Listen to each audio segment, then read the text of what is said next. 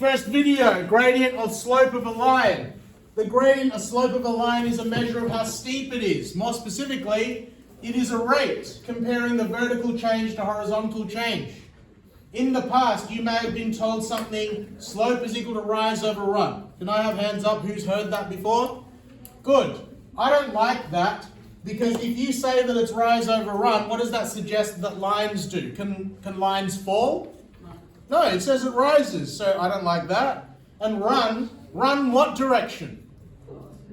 Does it specify? No. So the way that I like to teach it is this. I want you to think this way. The slope is the y step, which is the vertical step up or down. If it's up, it's positive. If it's down, it's negative. And the x step is the horizontal step to the right. So is there any questioning there of run anymore? It's always to the right, and also the top line suggests that you can both go up or down, and it tells you what sign it would be. If it was up, it's positive, or down is negative. That should go on your cheat sheet.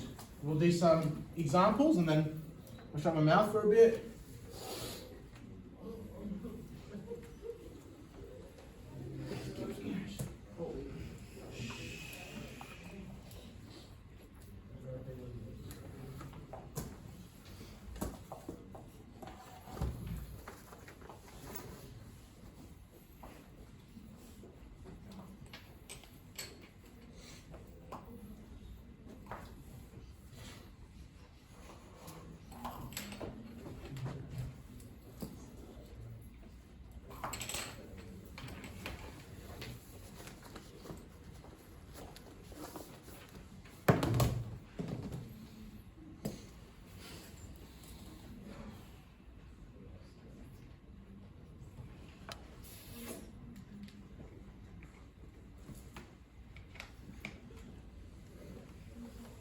Alright, based on that information, let's find the slopes of each of these lines. In the past, when I've had other classes do this, I get a range of different answers for these slopes because they weren't sure what direction to go. Some people looked at this and they said, well, it goes down this way. Or this one, they said, well, it goes up when I'm looking from right to left. But if you use this, there's no questioning about it, because in Western culture, what direction do we read? You go from left to right. Unlike in Japanese, where you're going from right to left. I think in like Arabic countries, you read top to bottom. Is that correct? I'm not sure. I've heard that. Yes. Isn't the answer end up the same regardless? No.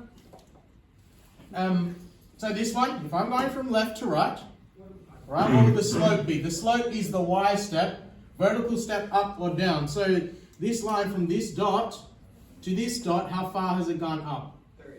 No? 2. 2. And then how far has it gone to the right? 1, 2, 3, 4. So your slope is y step up, which is positive, 2 over x step right, which is 4. Does that cancel at all? 1 to 2, which you can see here, because for every 2 that it goes across, how far does it go up? 1. Okay? You need to cancel it down to get your full marks, please. Here, how far has it gone? Has it gone down this time? Yeah. How many? 1, 2. How far has it gone to the right? 3. Good. So what's the slope going to be? Slope will be... -2. No? Oh, yes. Negative. Negative? Negative 2. -2 over? 3. Yep.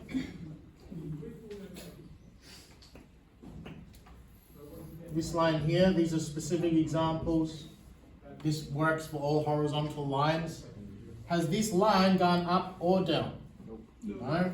So it's going to be 0 over 3. 0 divided by anything is still 0. So by definition, the horizontal line has a slope of nothing, because it doesn't rise or fall for any distance of x. Okay? So I'll put a little star there. Horizontal. Heck, if it jumped 50 to the right, but it didn't go up or down, what's the slope still going to be? Still going to be 0. Here, this one's tricky. Slope. How far did it go Well, we don't even know. Did it go up or down?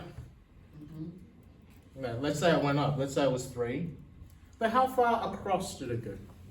Nothing. Nothing. What are we doing? We're trying to divide by 0.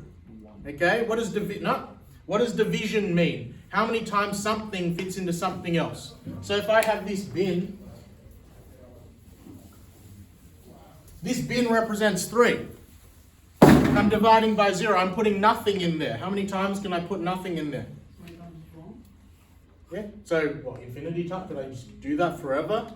So here, instead of infinity, you're not going to say infinity slope. You're going to say undefined. Undefined is the term you use a lot of the time in maths when you end up dividing by 0. Okay. So any vertical line. So that applies to all vertical. Dividing by 0, you have an undefined slope.